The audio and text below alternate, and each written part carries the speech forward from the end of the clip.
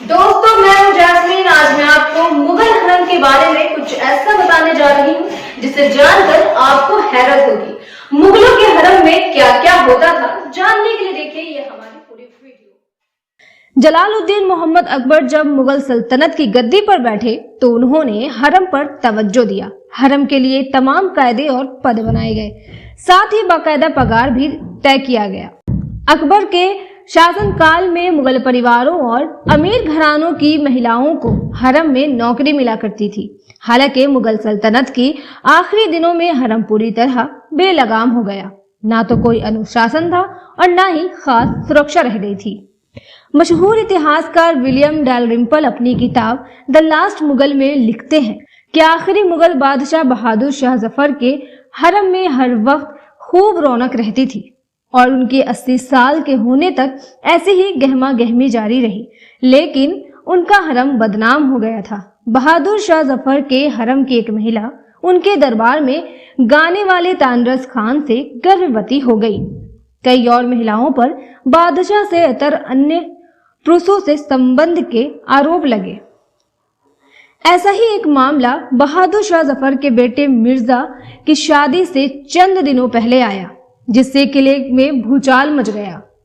बहादुर शाह जफर के हरम की एक कनीज का किले के एक सैनिक से संबंध बन गया। यह सैनिक किले के नीचे यमुना के किनारे पहरा देता था। चूंकि वो कनीज बहादुर शाह जफर की पसंदीदा थी, तो मामला खुलने पर हड़कंप स्वाभाविक था। डैलरिम्पल लिखते हैं कि आरोपी सैनिक को बुरी यातना दी गई।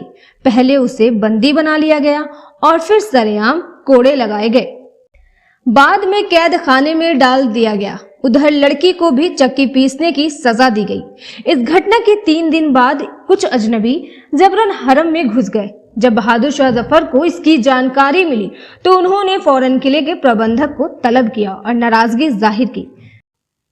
डैलरिम्पल लिखते हैं कि बुढ़ापे में जफर अपने हरम को काबू नहीं कर पा रहे थे।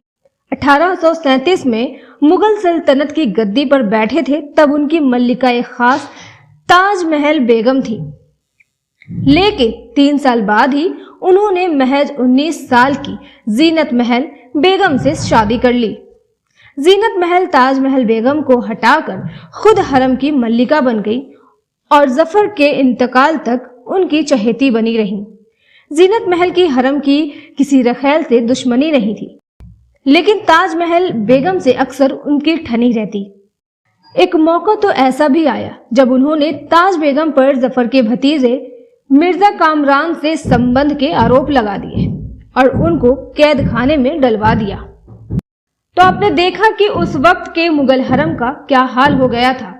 जो परंपरा बाबर से शुरू हुई थी वो अंतिम मुगल बादशाह के समय तक बर्बाद हो गई। दोस्तों, आप अपनी राय इस वीडियो पर जरूर दीजिएगा और आपको हमारा वीडियो पसंद आया हो तो लाइक करिएगा, चैनल को सब्सक्राइब भी करिएगा।